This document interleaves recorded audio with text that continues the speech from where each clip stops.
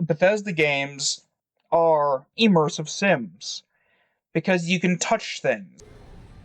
I've been hearing about a possible Oblivion remake for a while, and from what I remember, there were credible they had documents and shit about potential games coming out, which did include games that did come out, but the remakes for Oblivion and or remaster, not quite sure what it's going to end up being. I've heard things about it being remade in Unreal, or it's just visually being made in Unreal or something. It's running off of Unreal, but the rest of it's still Gamebryo or whatever the engine would be. So I've heard about that, and I've heard about the Fallout 3 one. We're focusing on the Oblivion one for now because I haven't heard anything more recent about a Fallout 3 one.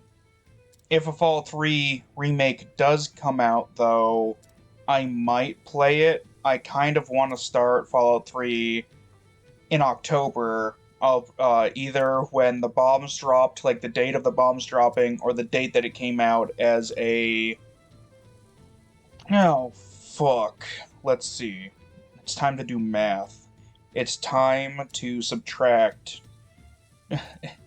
2008 from 2025. No, the opposite. Yes.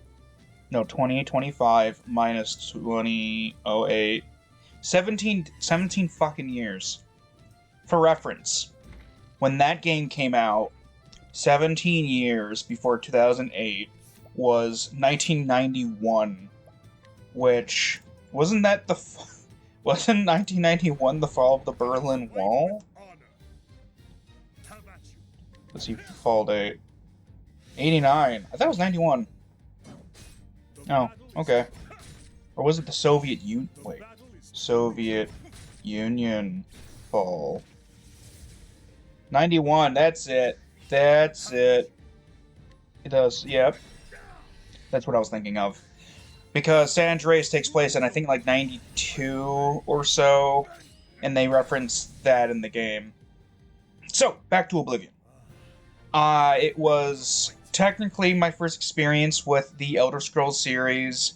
I believe I mentioned in a previous episode that I had a neighbor who smoked crack, and he was playing a game in which he could steal pillows from people, and the outside world was foggy, so I assumed that was Morrowind on the Xbox, the original Xbox.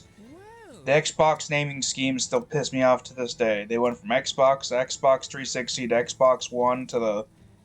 What is it, the Xbox Series X or some shit now? I don't have one. I just have an Xbox One.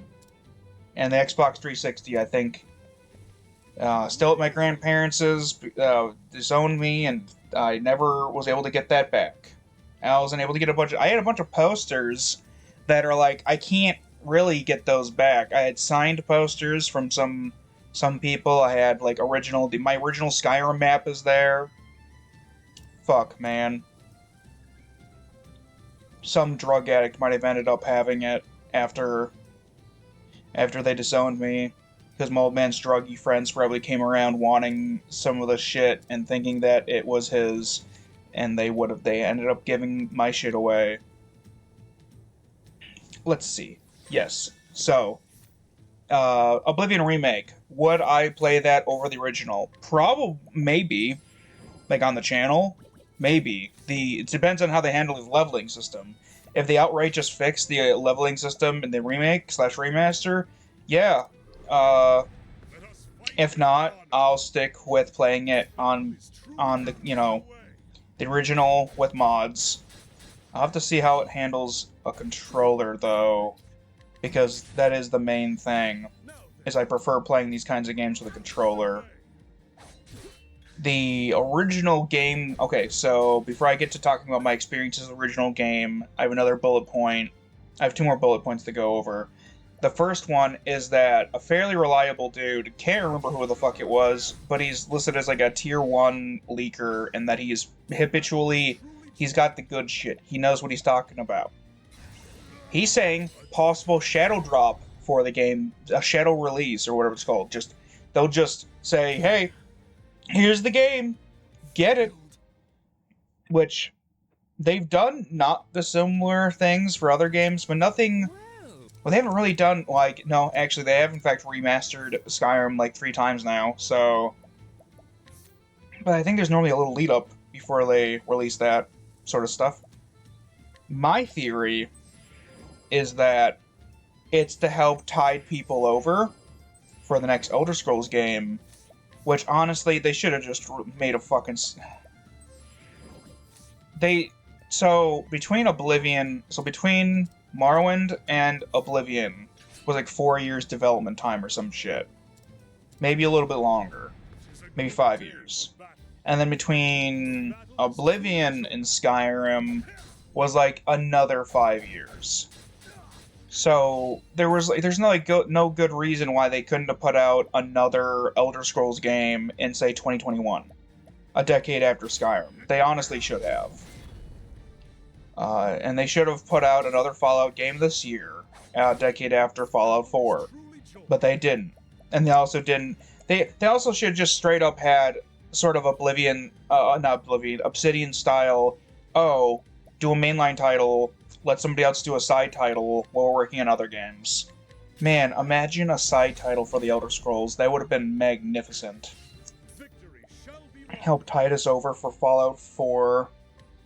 And then when Fallout 4 came out, they could have done another side title before Elder Scrolls 6 came out.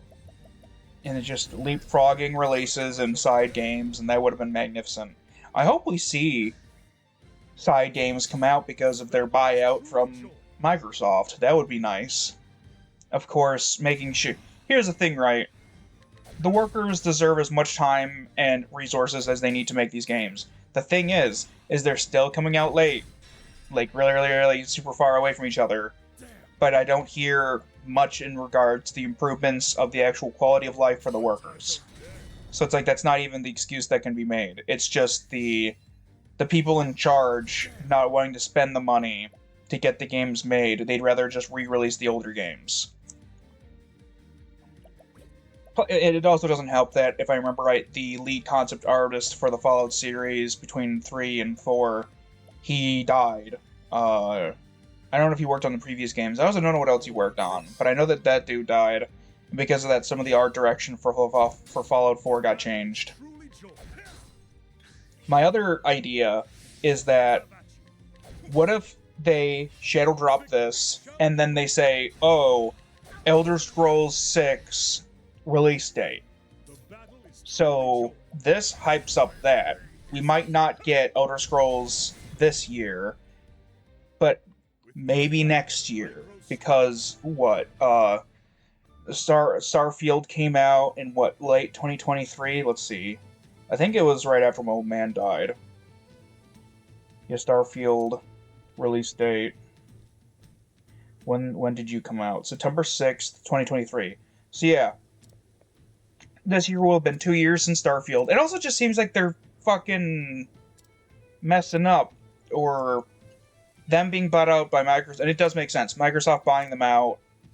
Having them have to be changed around and stuff. I could have easily seen Starfield being one of those, what do they call them, live service games. Where it's always online. And they had to gut that stuff out. And that's why Starfield's fairly basic. I could totally see that being the reason why Starfield it was in the state that it was in. Why it just totally didn't have a lot of stuff. And then the first expansion, which was supposed to come out in the spring, came out, what was it, late summer, I think it was, last year? Yeah, that sounds about right. And I don't know even if we're getting the next expansion this year like they were planning. And hell, that expansion last year, from what I've heard and read, not great. Not huge. Not worth a year waiting. Almost a year waiting. And it seems like one of those things where they started working on it before the actual game came out. So what I'm thinking is it just might be hype for the next game coming out, and that they might be actively working on it more. I can't remember if any dates have been set about the Elder Scrolls, because I think it's been like 6 years or so since the first trailer released, and that was only after we already knew the game was going to exist and possibly come out. I'm hoping we hear something this year. I hope that I don't necessarily hope for a shadow drop. We don't really need that to happen.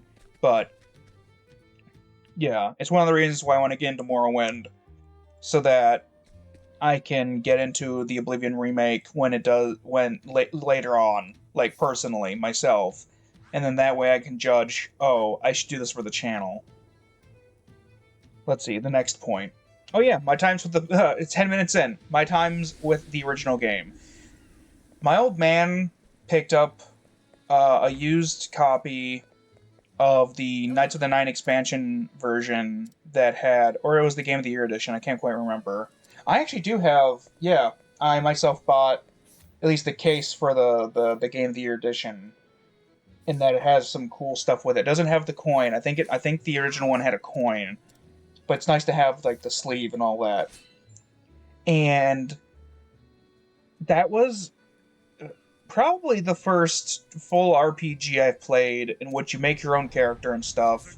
I remember it. I want to say, because we were gonna share the save. It was gonna be, we chose like a knight, I think, and it was a wood elf. The idea being that, actually, I think I just liked wood elves. I think we both like elves. And then he wanted to do like a knight, and I was like, sure, yeah. Turns out it's like one of the worst classes you can choose for that race. I remember, so it came out, we got it around like 2007. So I was like 13, and I remember being spooked by little zombie dudes when you're exiting the tunnels in Oblivion in the introductory dungeon, because I was never really huge into zombie flicks and all that, but it was just this moaning dude running towards me. I'm like, man, I better play this when my old man's around so I could be like, hey, look at that fucking guy.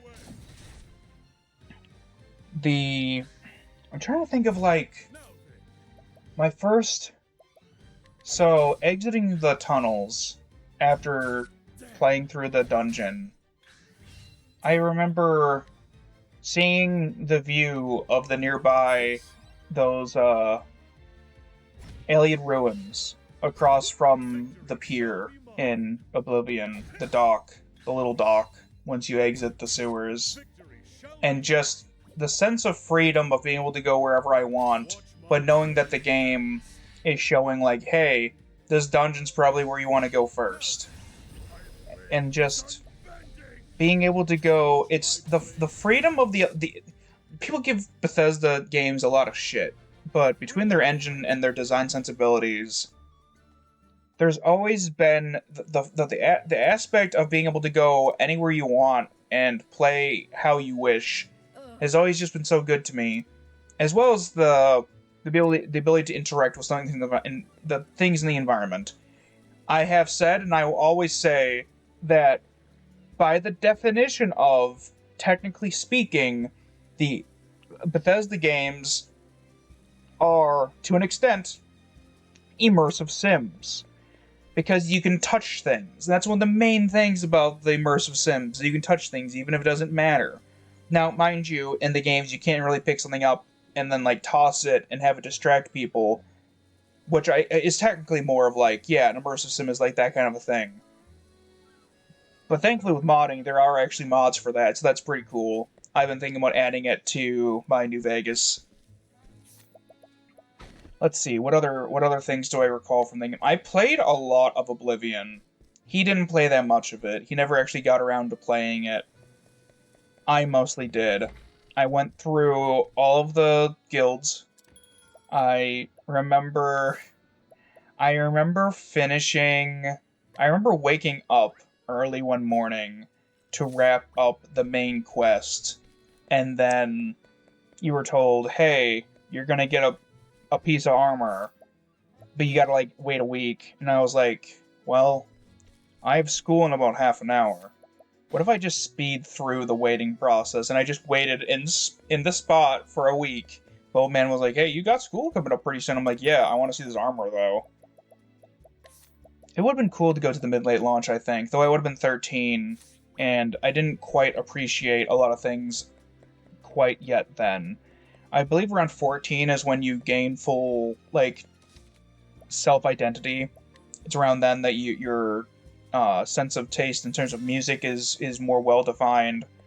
So I think as around then that began to more like by the time of Skyrim, I want to say 17, and I really appreciated what everything meant then. The Skyrim midnight launch was phenomenal, but Oblivion will always have a spot in my heart as the game that got me into these sorts of games, these open world RPGs.